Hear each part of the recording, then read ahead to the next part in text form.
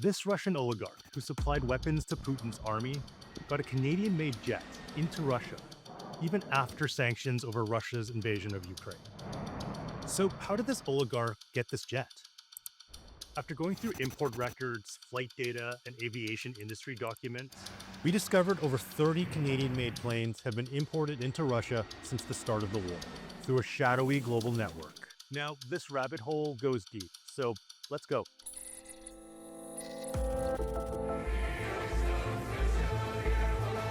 During the Soviet era, Russia was a plane-building powerhouse. But today, it relies mainly on Western planes.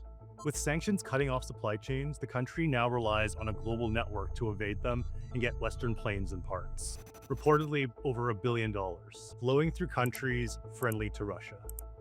We know this thanks to records showing Canadian-made planes imported to Russia after the invasion of Ukraine. We find dozens of them. And the customers? Investment firms and regional airlines. We see that they're coming from Oman, United Arab Emirates, and Turkey. It's quite clear that Russia has been able to work around some of these sanctions. They are buying parts, even entire aircraft jets, through middlemen in countries that don't honor Western sanctions. By some reports, literally billions in sanctioned parts. So this is big business. It's a big business. Like this Bombardier business jet. Looks pretty nice. It was based in Australia until it flew to Oman on February 8th, 2024. 2 years after sanctions came into place, before switching to Russian registration and flying to Moscow. The company that imported this plane belongs to Sergei Shishkarev, a billionaire who was a high-ranking politician and Putin ally. What has been done to change the behavior of these transshipping countries to slow it down or stop it? At this point, not a whole lot. Okay, so we're looking through all these records, and then something interesting comes up. There's only one person's name, Igor Albertovich Kasayev. So who is Igor Kasayev? Well, he's a Russian billionaire with a stake in the Degtyaryov weapons plant.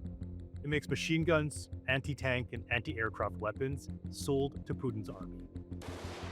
Вот недавно совсем мы праздновали 100-летие с момента основания крупнейшего оборонного предприятия страны, завода имени Дегтярева. When the European Union sanctioned Kasayev, they said he's also a major player in Russia's cigarette market and has deep ties to the country's security forces. Canada also sanctioned Kasayev in 2022. Now, Kasayev claims he's divested from these businesses, but he hasn't provided any proof. It's not exactly convincing when he says that he's given up his ownership of this business. There's evidence that ties him to it indirectly. Records we obtained show Kasayev imported a Bombardier Global Express jet, delivered to Moscow in July of 2023. That's a full year after Kasayev was sanctioned. So how did he do it? Records show the shipping company is Bermuda-based Global Air Services Limited. And get this, one of the directors of that company, Christodoulos G. Vasileides. He's a Cyprus-based lawyer under sanctions for being a prolific enabler of Russian oligarchs.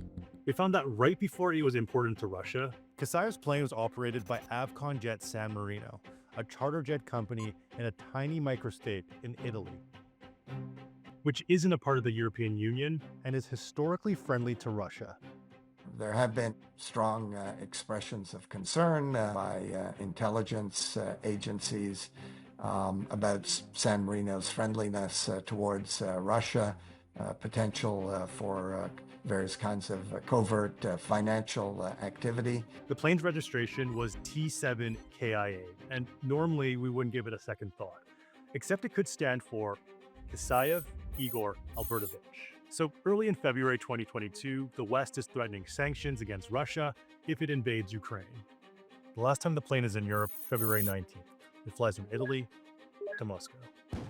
Days later, February 24th, Russia invades. The next day, European sanctions banning the export of aircraft to Russia.